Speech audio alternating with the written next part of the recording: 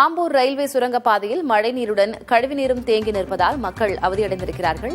கூடுதல் விவரங்களை செய்தியாளர் இமானுவேலிடம் கேட்கலாம். இமானுவேல், சுரங்கப்பாதையில மழைநீரோடு கழிவுநீரும் தேங்கி இருக்கிறது. இதுகுறித்து புகார் தெரிவிக்கப்பட்டிருந்ததா? நடவடிக்கை என்ன எடுக்கப்பட்டிருக்கு? திருப்பத்தூர் மாவட்டம் ஆம்பூர் 2ஆம் சார்வழி 3ஆம் சார்வழி உள்ளிட்ட பகுதிகளை உள்ளடக்கிய 5, 6, 7, 8, 9 ஆகிய வார்டு பகுதிகளை சார்ந்த சுமார் 5000க்கும் மேற்பட்ட பகுதி மக்கள் வசிக்கின்றனர்.